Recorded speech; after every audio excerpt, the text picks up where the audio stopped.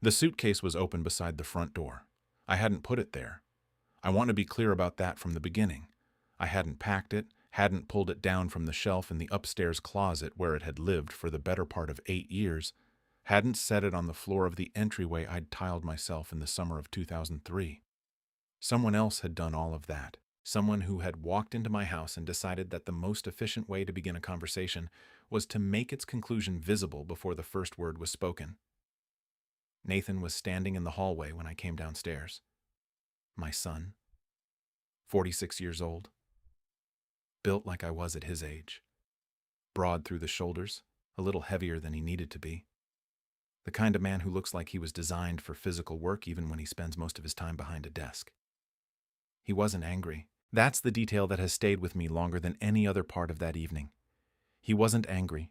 He looked the way a person looks when they've made a decision they believe is reasonable and are mildly surprised that anyone might see it differently. He said, "Dad, you have until tomorrow evening." I looked at him. Until tomorrow evening for what? He hesitated, just briefly. The way someone hesitates not because they're uncertain about what they're going to say, but because some part of them, some quieter, older part, knows that once the words leave their mouth, the air in the room will never be quite the same. Then he said it. To move out. I didn't respond immediately. I looked past him toward the dining room, where Claire was standing near the far wall.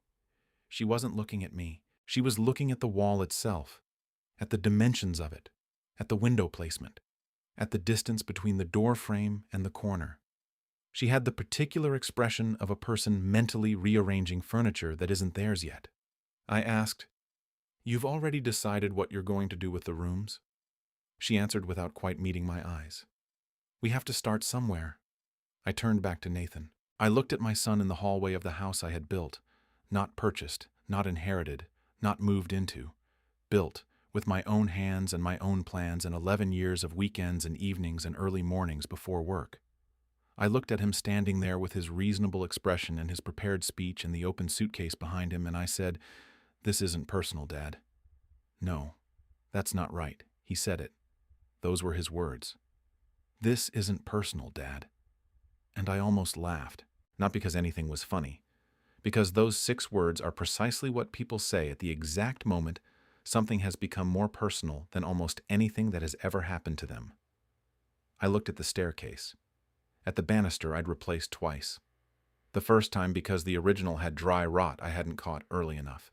The second time because Helen had decided she wanted a different style after seeing one in a catalog. I looked at the light fixture at the top of the stairs, the one she'd picked out, and that I'd installed incorrectly the first time, and correctly the second, and that has worked perfectly ever since. I looked at all of it for about 4 seconds. Then I walked upstairs. Nathan called after me. "Dad, give me a minute," I said. I went to the bedroom, sat on the edge of the bed. The room was the same as it had been every morning for 23 years. Same oak floor, same windows looking out toward the driveway, same line of trees I'd planted as saplings in 1997 that were now 30 feet tall and completely certain of themselves in a way that young trees never are. I sat there for a few minutes and I thought, here is what I did not do. I did not call a lawyer. I did not make any phone calls. I did not go back downstairs and raise my voice or demand explanations or produce any kind of document. I did not do what most people watching this story probably expected me to do. I got up, went to the closet, and I began to pack. Now, I can hear the question. It's the same question I would have had if someone told me this story before I lived it. Why would a man quietly pack his belongings and prepare to leave the house he built with his own hands in response to his son telling him he had 24 hours? The answer is complicated, and the true answer is not the one Nathan thought he understood, not the one Claire thought she understood, not even, if I'm being fully honest, the one I fully understood myself that evening. But to get to the real answer, I need to tell you about the house, because you can't understand what happened in that hallway without understanding what the house actually is, not what it looks like from the outside, not what Zillow would say it's worth, but what it is in the way that matters. I bought the parcel on Laurel Ridge Drive in Eugene in 1991. It was not a house. It was land, 3/4 of an acre on a slight rise, mostly Douglas fir and a few big leaf maples along the eastern edge, the kind of property that people in the Pacific Northwest drive past and say that somebody ought to do something with. I was 38 years old. I had been working in heating systems for 15 years by then, which means I understood mechanical infrastructure the way most people understand their native language. Not just the rules, but the instincts underneath the rules. I understood how things connect, how pressure moves through a system, how the smallest blockage in the wrong place can make the whole thing fail. I looked at that parcel, and I saw a house. Not yet, but in the same way you can sometimes see a piece of furniture inside a rough piece of wood before you've touched it with a single tool. The potential was structural. It was in the topography, the orientation, the natural windbreak of the firs on the north side, the drainage patterns in the soil. Helen thought I was ambitious in the specific way that practical people sometimes confuse with foolishness. She was a careful woman. She thought in terms of what was known rather than what was possible.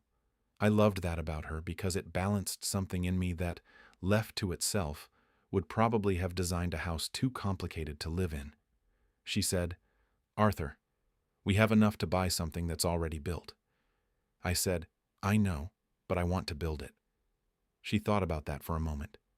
"Why?" I told her the truth. I said that I'd spent 15 years fixing other people's mechanical systems, and I wanted, once in my life, to make something from the ground up. To know every joint and every connection, and every decision from the foundation to the roof line. I wanted to understand a building the way I understood a heating system, completely without mystery, without the uncertainty of inheriting someone else's choices. She agreed. That's the kind of woman Helen was. Once she understood the real reason for something, she didn't argue with it. She might question the reasoning, but she respected sincerity when she saw it. We broke ground in the spring of 1992. I want to be precise about the timeline because the timeline matters to the story.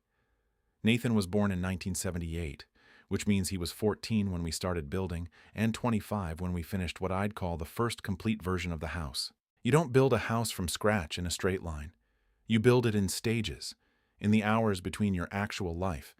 Weekends, summer evenings, the occasional week when I'd saved enough vacation time to make real progress.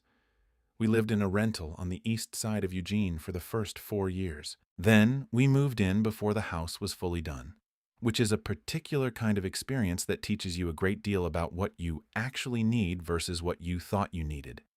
Nathan grew up watching the house become itself. That's the only way I know how to describe it. He was there for the framing. He was there when we poured the foundation for the workshop. He was there, at 16, handing me tools in a way that actually helped rather than the performative helpfulness of a young person trying to look useful.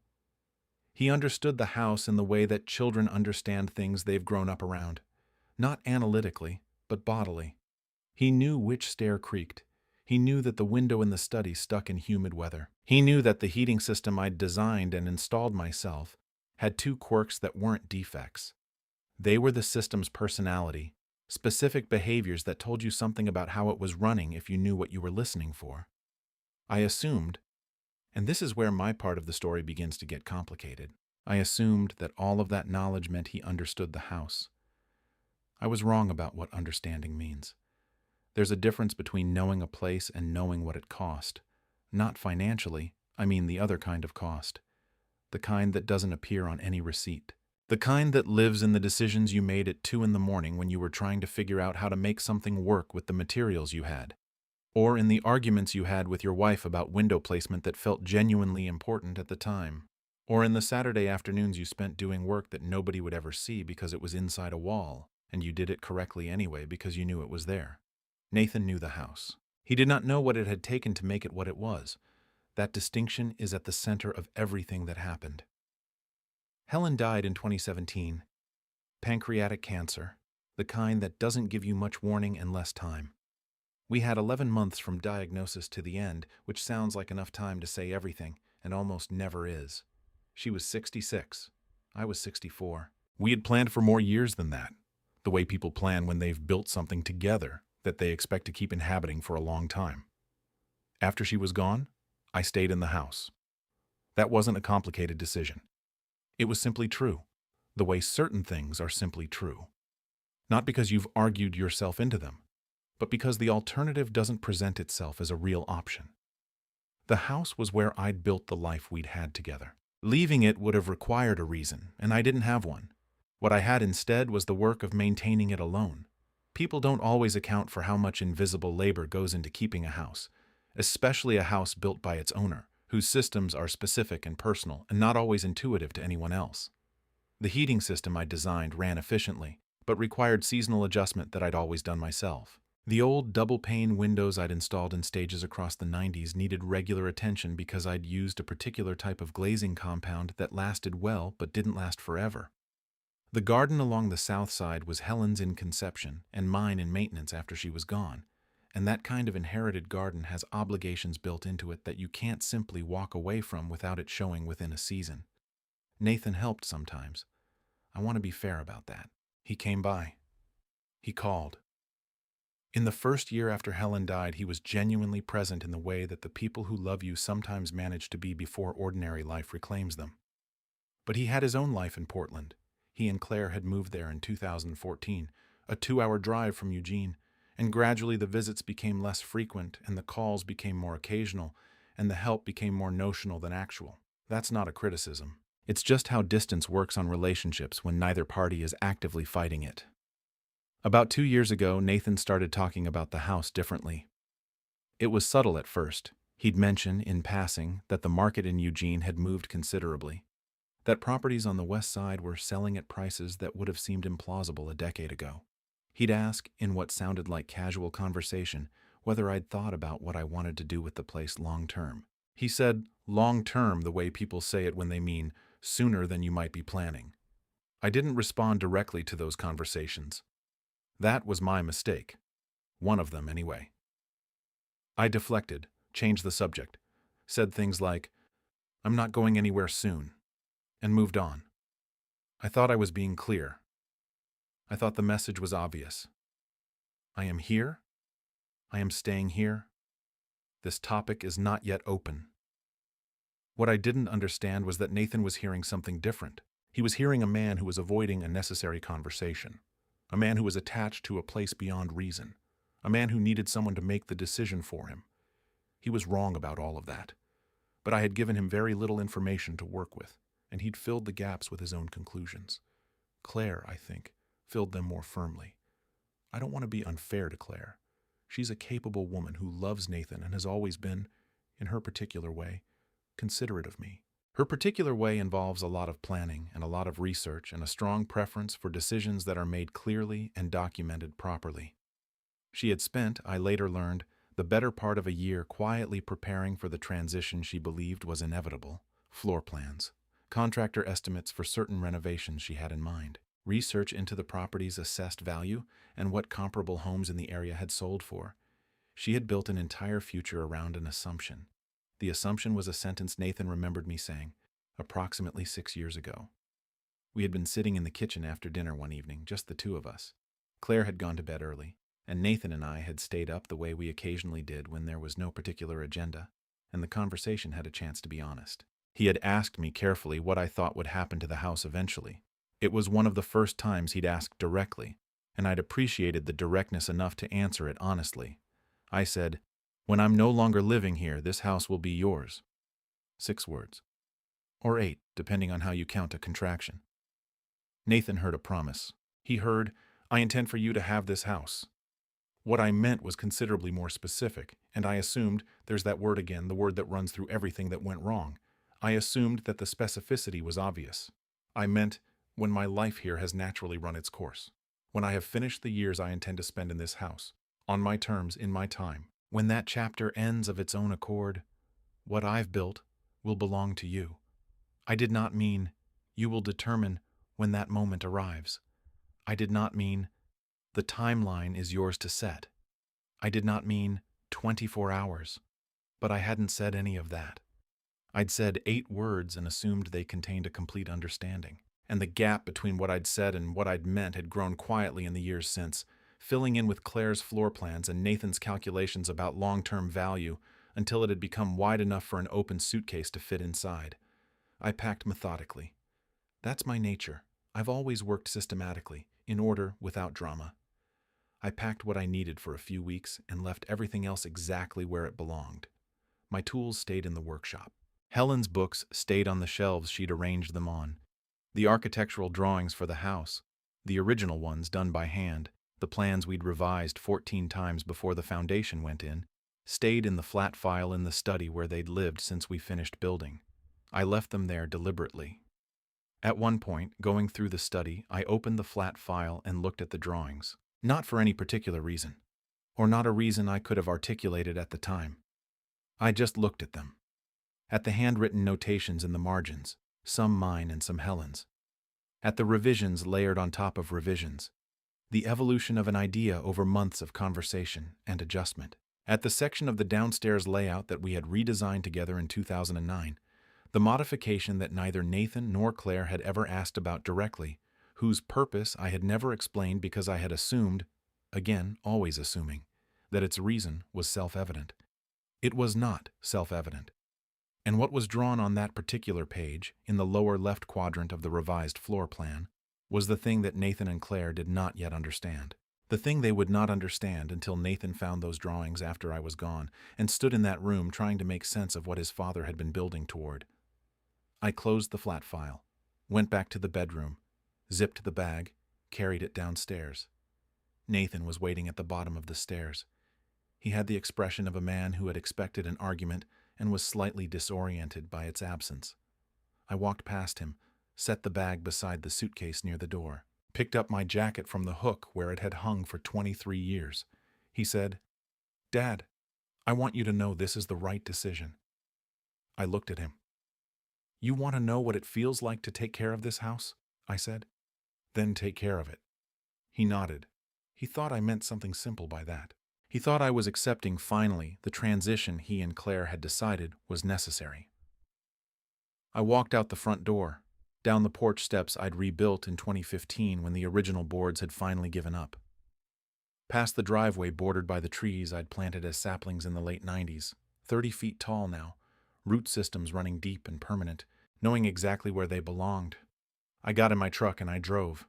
I did not look back at the house, not because I wasn't thinking about it, because I already knew what was there. And somewhere in that flat file in the study, underneath 11 layers of revised floor plans, was a drawing that Nathan was going to find in the next few days. A drawing he was going to stand over for a long time. A drawing he was going to have questions about. Questions that would change the shape of everything he thought he understood about the house, about his father, and about the sentence spoken at a kitchen table 6 years ago. He just didn't know that yet. And the heating system, the one I designed and installed myself, the one with 2 behavioral quirks that weren't defects but a language, was going to start requiring attention in about 3 days, in a way that would not be obvious to anyone who hadn't spent 30 years learning to listen to it. I turned off Laurel Ridge Drive onto the main road. Behind me, the lights in the house came on, one room at a time as Nathan and Claire began the process of settling into a home they believed they now understood. They were about to discover how much of a house lives in the parts you can't see. I rented a cottage on the south side of Eugene. Nothing remarkable about it. A small one-bedroom place on a quiet street, owned by a retired schoolteacher named Margaret, who asked no questions and kept the place clean and charged a fair monthly rate. It had adequate heat, a functional kitchen, and windows that looked out onto a narrow back garden that someone had planted with intention at some point and that had since been allowed to become mostly its own idea.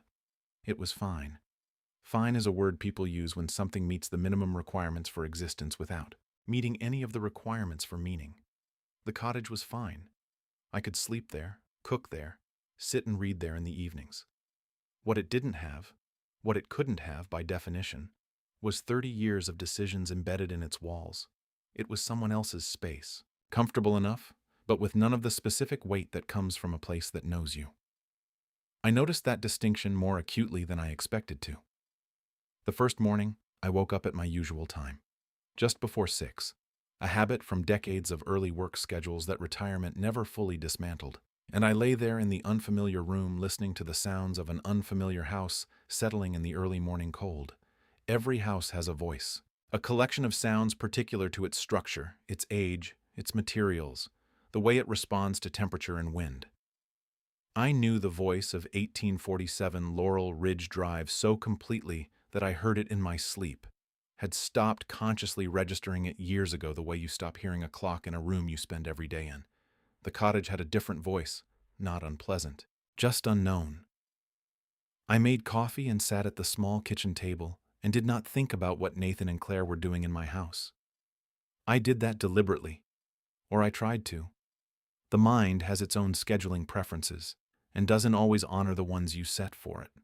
What I thought about instead, because it was easier and also more useful, was the heating system.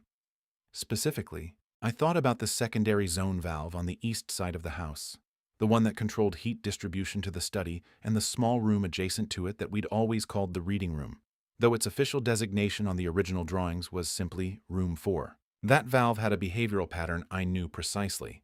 In the transition from late fall to early winter, when the overnight temperature first dropped consistently below 38 degrees, it required manual adjustment to a specific setting that counteracted its tendency to restrict flow under sustained low-pressure conditions. It was not a difficult adjustment. It took about 4 minutes. I'd done it every year for 22 years. If you didn't know to do it, the east side of the house would gradually lose efficiency over about 72 hours. Not dramatically, not a sudden failure. A slow, progressive reduction in output that would feel, at first, like the house was simply adjusting to the season.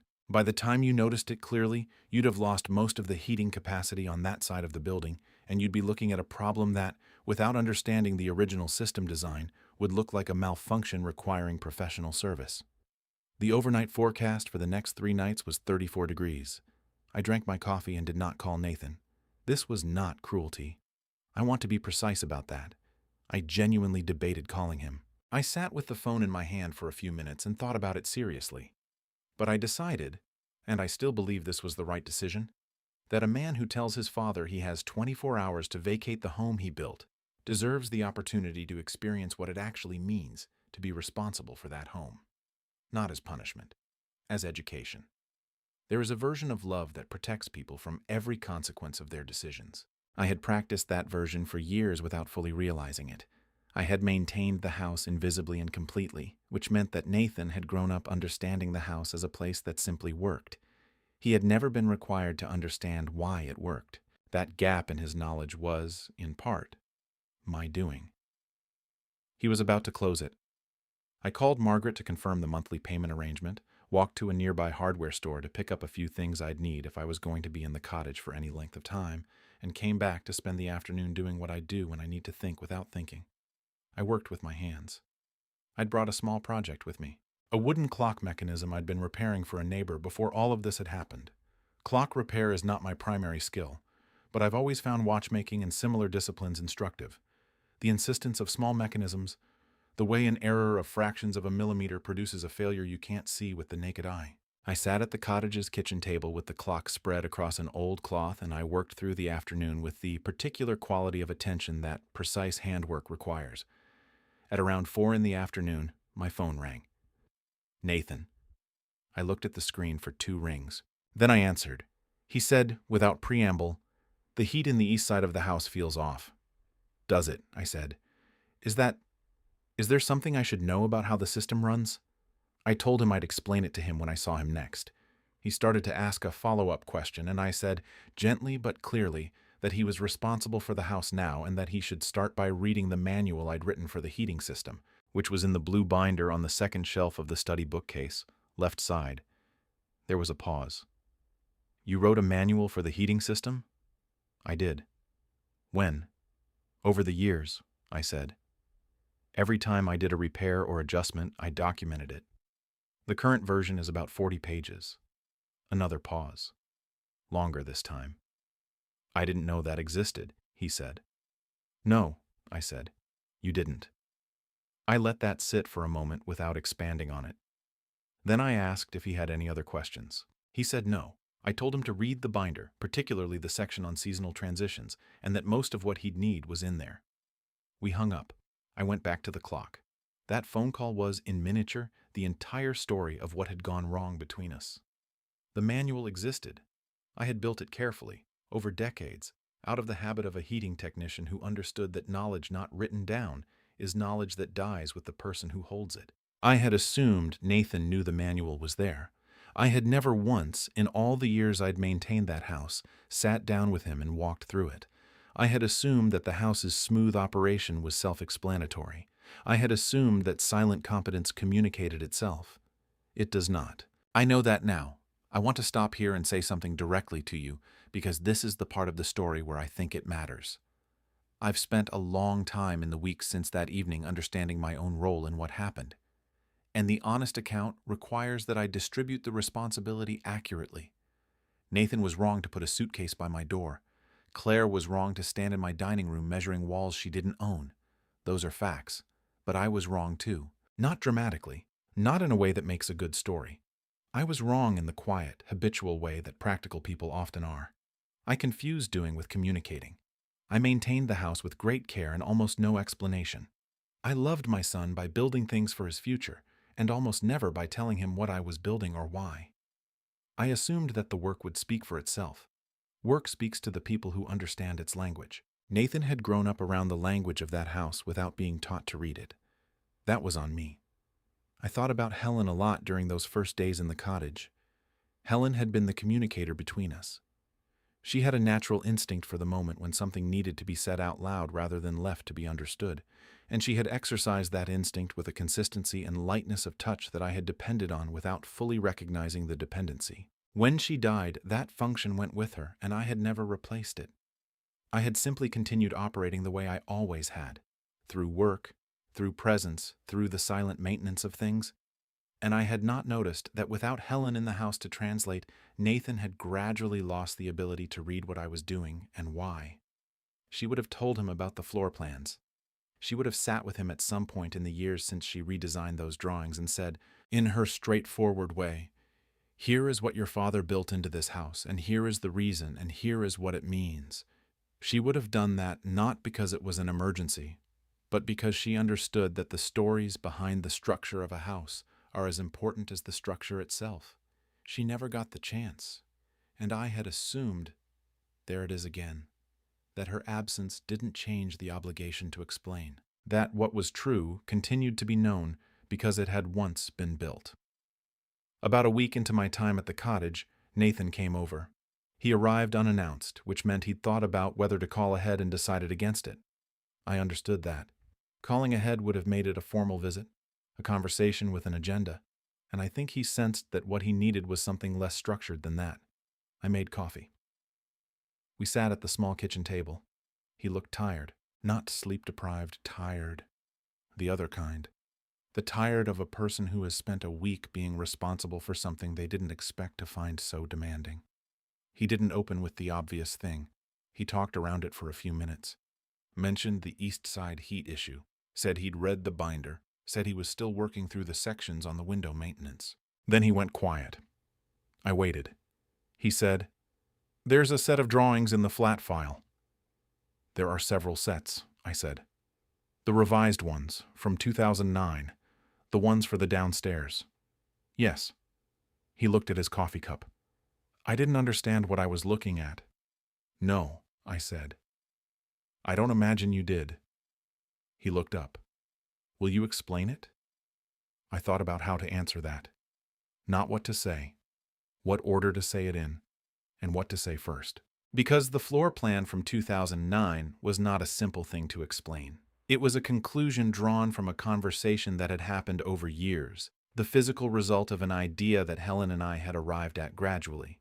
The way you arrive at ideas that matter, not in a single moment of insight, but through accumulation. I said, "Do you remember your mother's aunt, Patricia?" He thought, "Vaguely. She died when I was, I don't know, a while ago."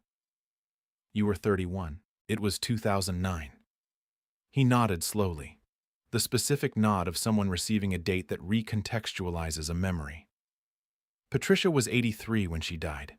In the last 4 years of her life, she went through 3 different living situations because the people around her kept making decisions about where she should be based on what was convenient for them.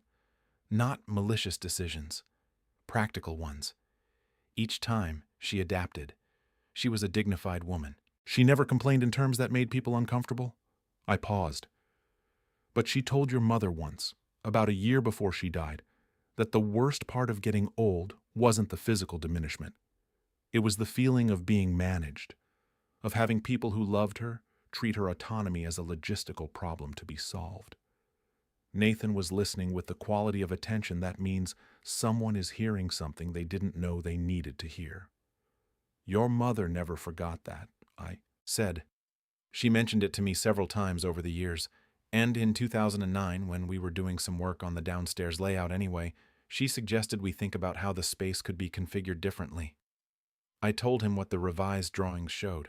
The downstairs had been designed, quietly, without announcement, without ever becoming a formal project, so that it could function as a fully independent living area. Separate entrance access through the mudroom, kitchen adjacency that required minimal modification to create a self-contained cooking space, a full bathroom already positioned correctly, a layout that would allow someone to live there entirely independently while the rest of the house continued its life around them. Nathan was quiet for a long time after I said all of this. "Who was that for?" he asked. "Initially, your mother was thinking about Patricia, about what Patricia deserved that she never had, a way to remain part of a family home without surrendering her own life in order to do it." I paused. Later, as the years went on, we both understood it was probably for me. He looked up. "Your mother was a realist," I said. "She knew that eventually I would be the one in the position Patricia had been in, and she wanted to make sure that if that day came, the house had an answer to it. Not an institutional answer, not a managed answer, a quiet one. One that meant I could remain where I belonged without requiring anyone to diminish me in order to help me." The silence in the cottage had a particular quality after that, the kind of silence that follows an explanation that was a long time arriving and that changes the shape of several things simultaneously. Nathan said very quietly, "She designed the downstairs for you." "For whoever needed it," I said. "But yes, with me in mind." He put his hands flat on the table, looked at them. "And I came in there with a suitcase." "You did." He didn't say anything for a moment, then, "Dad, I didn't know." "I know you didn't. Why didn't you ever tell me?" And here is where I had to be honest in a way that didn't feel comfortable, because honesty about your own failures rarely does. "Because I thought the house would explain itself," I said. "Because I have always believed that building something correctly is the same as communicating about it. And I've known for a long time that that's not true, and I kept not correcting it because correcting it would have required me to have a conversation I found difficult." "What kind of conversation?" "The kind where I acknowledge that I won't always be the way I am now, that there will be a version of me that needs the downstairs to be what your mother designed it to be. That's not an easy thing to say to your son." Nathan was quiet. "I avoided it," I said. "Every time it came close to being necessary, I found a way to redirect. And the gap between what I meant and what you understood kept growing until it was large enough for an entirely different set of assumptions to move in." He looked at me across the small kitchen table. 46 years old, my son, looking at his father with an expression I hadn't seen on his face since he was much younger. The expression of a person who has just understood that the adult in front of them is not as complete and uncomplicated as they'd needed them to be. That's a hard thing to see in your child's face, even when your child is 46. But it was also honest. And honesty, even the uncomfortable kind, is more useful than the version of things that protects everyone from reality at the cost of accuracy. If this story is reaching something in you, if you've ever been in a house where the most important things were understood by nobody but the person who built them, stay with me through the next part, because what happened in the days after Nathan's visit at the cottage is the part of this story that I didn't see coming. The part that changed what I thought I understood about my son, about the house, and about a conversation that had been waiting to happen for years, and that arrived finally, not through a document or a legal mechanism or any kind of confrontation. It arrived through an old set of drawings, and through something Nathan found behind the flat file that I had forgotten was there. Something in Helen's handwriting. Something that said, in the direct and uncomplicated way that Helen said everything that mattered, exactly what she'd wanted for both of us. And when Nathan read it, standing alone in the study of the house I'd built, he called me. He didn't say anything for a moment when I answered, Then he said, "Dad, I think Mom left you a message. Dad, I think Mom left you a message." I held the phone without speaking for a moment. Not because I didn't know what to say, because I needed a second to locate myself, to feel the floor of the cottage under my feet, the edge of the kitchen counter under my hand, the ordinary solidity of a Tuesday afternoon in Eugene, Oregon, before I responded to a sentence that had just made the room feel considerably less ordinary. I asked him where he'd found it. He said it was behind the flat file, not inside it, behind it. The flat file in the study sits about 4 inches from the wall because of the baseboard heater behind it, and apparently Nathan had pulled it out to get a better look at the drawings and found, taped to the back panel of the cabinet, a plain white envelope. My name on the front. Helen's handwriting. Her particular handwriting, the slightly forward-leaning cursive she'd developed in school and never entirely lost, the capital A with the small loop at the top that I could have identified among 1,000 other capital A's. I asked him if he'd opened it. He said no. He said he'd known immediately that he shouldn't. He said, and this is the part that stayed with me, that he'd looked at it for about 2 minutes before he called me, and that in those 2 minutes he'd understood something he hadn't understood before, that the house contained a life he had not fully accounted for, that there were layers to it, to the building, to the years inside it, to his parents' presence in those rooms, that he had been treating as background when they were actually the subject. He said, "I think I've been looking at this house the wrong way." I didn't respond immediately. I set the phone down on the counter, put on my jacket, picked it back up. "I'll be there in 20 minutes, I said. The drive from the cottage to Laurel Ridge Drive takes about 18 minutes when traffic is ordinary. That particular afternoon, it took exactly that. I've made that drive hundreds of times from different starting points over the decades. It's the kind of route that becomes automatic after enough repetitions, where your hands make the turns before your mind registers the decision.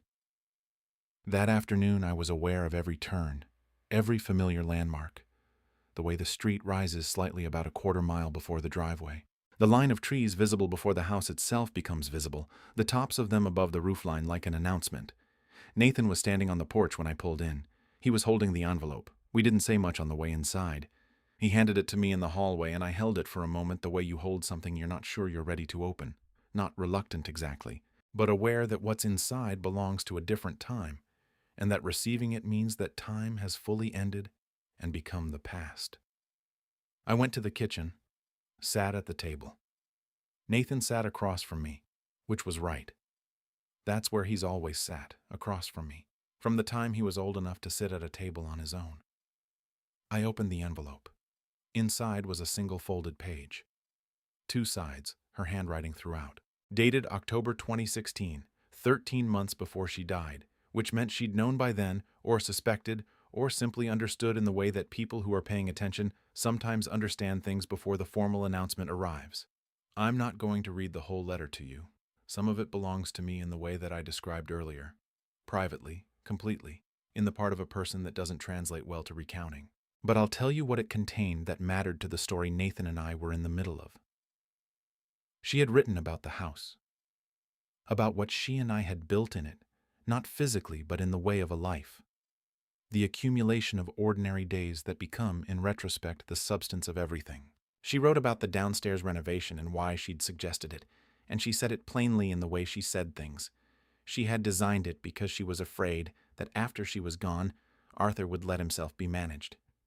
That the people who loved him would, with the best intentions and the most genuine care, slowly rearrange his life into something that suited their comfort rather than his dignity. Not out of cruelty, out of the particular kind of love that forgets to ask what the person being loved actually wants. She wrote, "Arthur has always built things instead of saying them.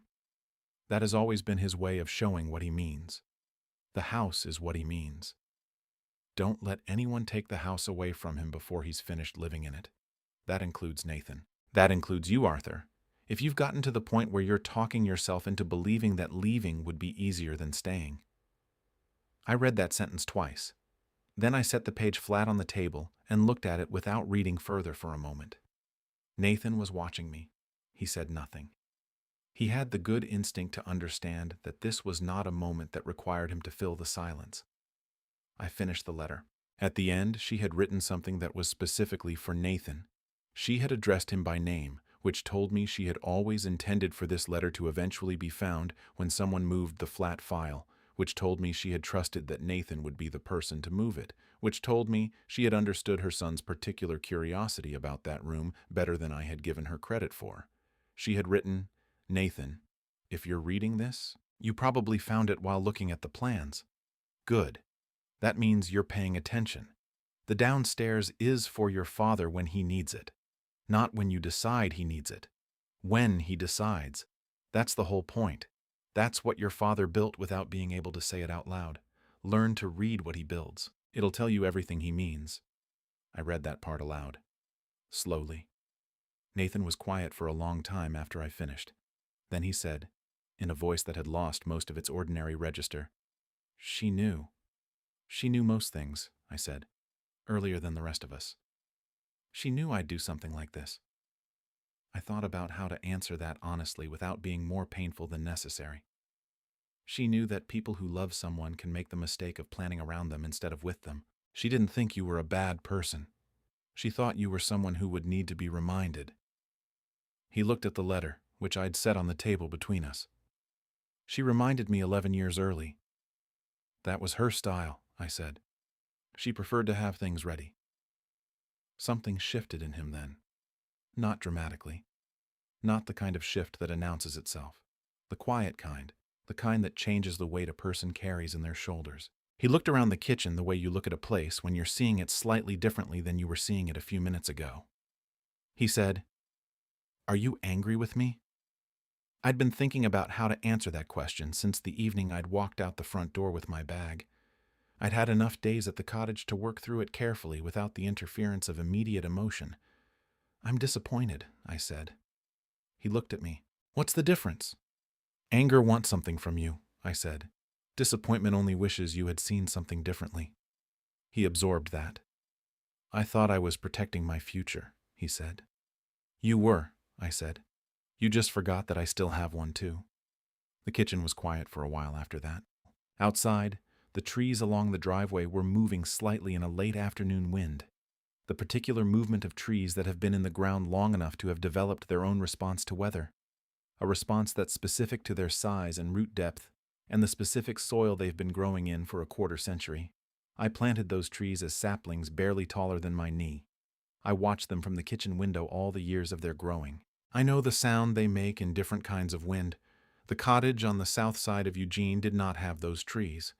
It did not have any trees I'd planted, or any windows I'd glazed, or any floors I'd laid, or any heating system I'd designed. It had adequacy. And adequacy, I had confirmed over the past week, was a very poor substitute for meaning. Nathan said, "I want you to come home." I looked at him. "Why?" I asked. He didn't answer immediately, which was right. The question deserved a real answer, not a reflex. He said, "Because it's your home." I waited. He continued, and I could hear him choosing the words carefully, the way you choose words when you're aware that the ones you pick are going to matter for a long time. "And because I finally understand that wanting a future doesn't mean I get to erase your present." There it was, not perfectly said, not in the language of someone who has resolved everything and arrived at complete understanding. In the language of a man in the middle of understanding something, still in the process of it, honest about the fact that the process wasn't complete. That was more valuable to me than the polished version would have been. I didn't immediately embrace him. I didn't say, "Of course, come here, all is forgiven, let's never speak of this again." That's not how I'm built, and it wouldn't have been true. Some things take the time they take, and rushing the end of a difficult conversation to reach the comfortable part faster is its own kind of dishonesty. I nodded. That was what I had. He accepted it, which told me he'd understood more than I might have given him credit for. Claire came the following evening. On her own, Nathan had told me she wanted to speak with me separately, which I respected. It takes a particular kind of honesty to want a conversation without the buffer of the person who loves you both simultaneously. She came to the cottage, which I thought was correct. She came to where I was, rather than asking me to come to where she was. That matters. The geography of who goes to whom in a difficult conversation is not incidental. We sat in the small living room.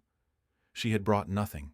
No folder, no printed pages, no prepared materials. Just herself, which was, I think, a deliberate choice. She said, "I want to be honest with you about what I was thinking." "Please," I said. She told me. She told me that she had believed she was helping Nathan by moving things forward. That she had seen Arthur's attachment to the house as something that would eventually become an obstacle, and that she had believed the kindest thing was to address it before it became painful. She had told herself that she was thinking about the family's future, about stability, about Nathan having something solid to build from. She had not, she said, ever once asked herself what the house still meant to me. "I was planning around your absence," she said. I told myself it was practical, but I was making decisions about your life without asking you about it, and that wasn't practical. That was presumptuous. I looked at her for a moment. Claire is a careful person, precise. I have always known that her precision comes from a genuine desire to do things correctly. She is not cold, she is organized, and sometimes those two things are mistaken for each other. I said, "Planning for the future isn't wrong." She nodded carefully. "Planning it around someone else's absence is." She was quiet. "You stood in my dining room measuring my walls," I said. Not unkindly, not maliciously, but as though the things in those rooms were already yours to rearrange. "I know," she said. "That's what I need you to understand. Not that you made a mistake in wanting something. Wanting is not the problem. The problem was the assumption that your wanting could determine my timing." She sat with that. Then she said, "I'm sorry, Arthur." I looked at her. "Thank you for understanding." I meant it without reservation. Not because everything was resolved, it wasn't, not entirely, not yet, but because the apology was real. I could tell the difference. I've lived long enough to know what a genuine apology feels like versus what the performance of one feels like, and hers was genuine. She had come to the cottage without Nathan, without preparation, and she had said what was true without dressing it up. That was enough for where we were. The following morning I drove back to Laurel Ridge Drive, not because everything was settled, because the house was my home and I had never, in the deepest sense, stopped being in it even when I was physically somewhere else. The cottage had served its purpose. It had given Nathan and Claire the experience of responsibility, and it had given me the distance to think clearly without the pressure of immediate conflict. But it was not where I belonged, and continuing to be somewhere I didn't belong as a way of making a point serves nobody after the point has been received. I parked in the driveway, sat in the truck for a moment, looking at the front of the house. It looked the same. Of course it did. A week is not enough time for a house to change its appearance. But there was something in looking at it from the driveway, from the outside, that was useful. Sometimes you need to stand away from a thing to see what you've been too close to notice. What I noticed was this. It was a good house. Not grand. Not impressive in the way that things designed to impress are impressive. Solid. Thoughtful. Maintained with care. Built by someone who understood structures from the inside out. A house that had been lived in for decades by people who took it seriously.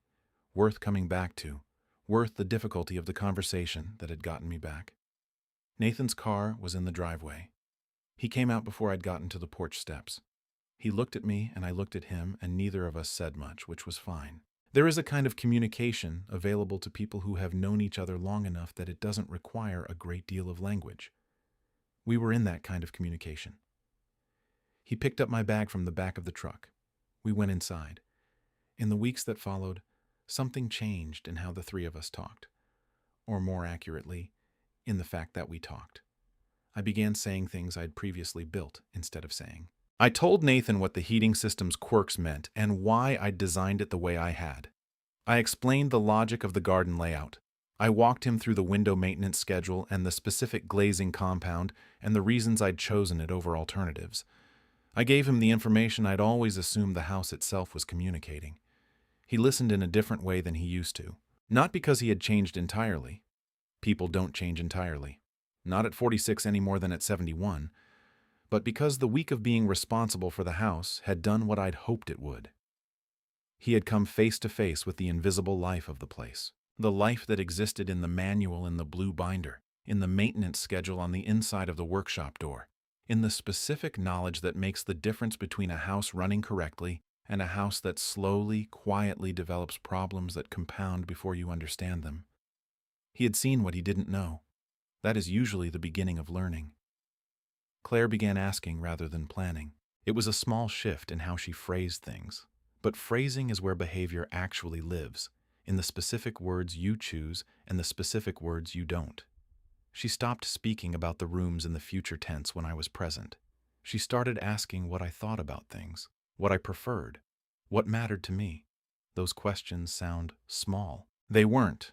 About 2 months after I came home, Nathan and I were working on one of the downstairs windows together, the old double-pane unit in the room Helen had designed as the independent living area, the one that had needed reglazing for a season and that I'd been getting to gradually. Nathan had asked if he could help, and I'd said yes, which was new for both of us. I'd always worked alone. He'd always let me. We worked through the afternoon. He was not skilled at this particular task. Reglazing requires patience and a specific touch for the compound that takes time to develop. But he was attentive. He asked questions that demonstrated he was actually thinking about what he was doing rather than just performing helpfulness. He made mistakes and acknowledged them without embarrassment. He improved over the course of the afternoon in the visible, incremental way that real learning looks. At one point, he stopped and looked around the downstairs space. He said, "Is this what Mom designed for you?" "For whoever needed it," I said. "But yes." He looked at it quietly, taking it in not as square footage or renovation potential, but as an intention, as the physical form of something Helen had believed about how families should care for each other. He said, "Do you think you'll ever use it?" "Probably," I said. "Someday." "And when that day comes," he said carefully, "you'll tell me?" I looked at him. "Yes, I'll tell you. That's a promise I can make clearly." He nodded. We went back to the window. Later that day, when the light was getting low and we'd finished what we'd set out to do, Nathan stood back and looked at the reglazed window. He put his hand on the frame. The way I put my hand on things I've worked on, testing the solidity of them, checking without consciously checking. He said, "Do you still want me to have this place someday?" I smiled. "Yes." He paused. "Even after everything?" I said, "Someday isn't today." He nodded slowly. "And if someday comes," I said, "I want you to remember that." He looked at me. "Remember what, specifically?" "That there's a difference between inheriting a house and understanding what it cost. Not in money, in the other currency. The kind your mother and I spent 30 years paying into." I looked around the room, at the walls I'd framed, the floor I'd laid, the window we'd just spent an afternoon restoring together. "You can have the building. I want you to have what's in it too. But you can't inherit that part by deed. You have to learn it." Nathan was quiet for a moment. Then he said, "I'm starting to." I believe him, not because he said it, but because I watched him spend an afternoon reglazing a window he didn't have to touch. Because I watched him read a 40-page manual I wrote about a heating system he'd never needed to understand before. Because I watched him stand in a room his mother designed and try to see in it what she had meant, rather than just what it could be converted into. He's starting to. That's enough. That's actually more than enough. It's the thing I had stopped believing was possible during the week at the cottage, when the distance between what I'd hoped my son understood and what he actually understood had felt wider than it had ever felt before. It turns out that distance can close. It turns out that the right conversation, even when it arrives through the wrong circumstances, can do the work that years of avoidance couldn't. I sit on the front porch some evenings now. The October light in Eugene has a quality I've loved for 30 years. The way it hits the tops of the Douglas firs along the north side and turns them briefly gold before the sun drops behind the ridge. The trees I planted along the driveway have that quality too, in that particular light. 30-foot trees that remember being saplings because their root systems hold the history of every inch of growth. I hear Nathan inside the house sometimes, moving around, opening a window, running water in the kitchen. The ordinary sounds of a person in a house they've started to take seriously. For a while after he'd made the decision he made, those sounds felt like someone preparing for my absence. like footsteps measuring a space that was being cleared. They don't feel that way anymore. They feel like someone learning the voice of a house, slowly, imperfectly, in the way that all learning actually happens, not in a single moment of understanding, but in the accumulated small adjustments of a person who has decided to pay attention. Helen was right about most things. She was right that I built things instead of saying them. She was right that Nathan would need to be reminded. She was right that the downstairs space would matter more than either of us knew when we designed it. And she was right about one more thing, which she said not in the letter, but in 100 ordinary conversations across the years of our life together, that the purpose of building something carefully is not to keep it for yourself. It's to make sure that when it passes to the next person, what passes with it is more than just the structure. I didn't manage that perfectly. I should have talked more and built less. I should have said out loud the things I assumed the house communicated. I should have given Nathan the information earlier and trusted him to hold it rather than waiting until a crisis forced it. Those are my mistakes, and I own them. But the story ended somewhere I didn't expect when I walked out the front door with a packed bag, believing I was making a point, and not yet knowing that I was actually beginning the most honest conversation my son and I had ever had. That conversation is still going. It'll keep going for as long as we're both here to have it. That's the real inheritance. Not the floors or the windows or the heating system or the 40-page manual in the blue binder. The willingness to sit across a table from someone you love and say the thing that's actually true, even when the easier thing would be to let the house say it for you. If something in this story stayed with you, if you've ever been the one who built something and expected it to speak for itself, or the one who planned a future without asking the person you were planning around, I want to hear from you. Leave a comment below. Tell me which part of this you recognized. Tell me what you would have said differently, or what you wish someone had said to you. Tell me about the house you built, or the one you almost lost, or the conversation you've been putting off because you keep thinking the right moment will make itself obvious. The right moment is always now. That's the one thing I know for certain at 71 that I didn't know at 38 when I broke ground on an empty parcel on Laurel Ridge Drive. And if you want to keep hearing stories like this one, stories about real people making real mistakes and finding their way through them without any of the easy answers, subscribe to this channel. Hit the notification bell so you're there for the next one. Every story I bring you is built the way I built that house. From the foundation up, with attention to what matters and patience for what takes time. I'll see you in the next one.